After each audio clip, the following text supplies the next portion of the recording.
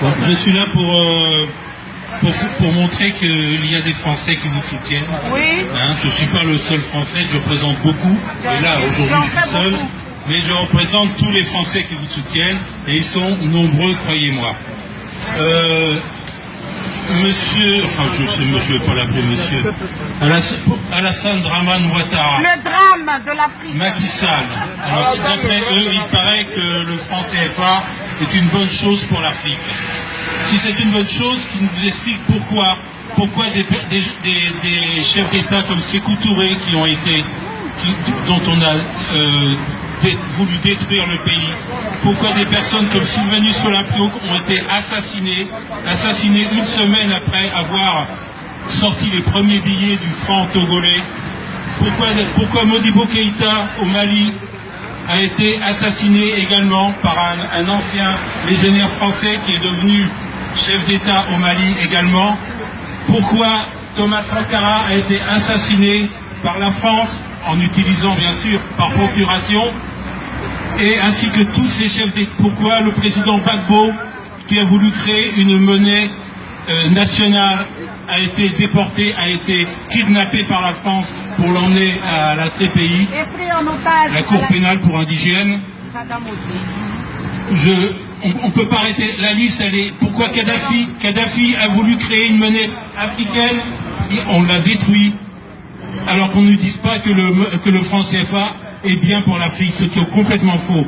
Et il faut aussi savoir, s'il y a beaucoup parmi vous ne le savent peut-être pas, mais le franc CFA, l'arnaque du franc CFA telle qu'elle est maintenant, elle est inspirée de ce qu'on appelait les menaces, c'est-à-dire de ce que les nazis utilisaient sous l'occupation pour pouvoir gérer la monnaie des pays occupés. Un certain Charles de Gaulle a trouvé que c'était un système qui pouvait être très rentable. Il a simplement fait un copier-coller de ce système pour pouvoir l'imposer aux Africains. Voilà. Et cette monnaie, bien sûr, voilà maintenant 72 ans qu'elle existe.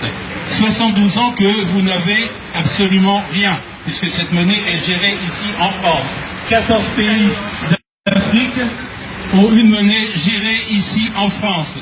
Et cette France garde la moitié. Avant, c'était plus, c'était 65%. Maintenant, c'est la moitié. Elle garde la moitié qu'elle place sur des comptes d'opération.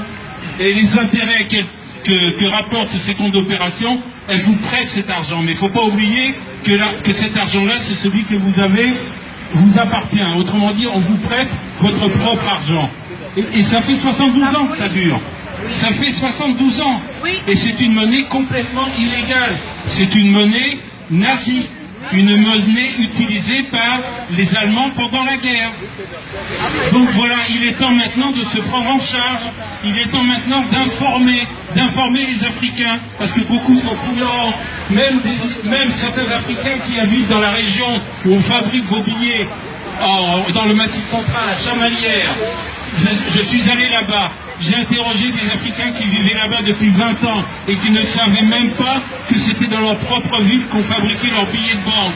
Est-ce que c'est normal? C'est pas normal. Est-ce que c'est normal? Non. Il faut que l'information passe. Il faut que vous sachiez à quel point vous êtes exploité. Donc maintenant, je voudrais que le geste de Kémy Séba donne le coup d'envoi à un grand mouvement dans toute l'Afrique. Il faut que ce geste unisse les Africains.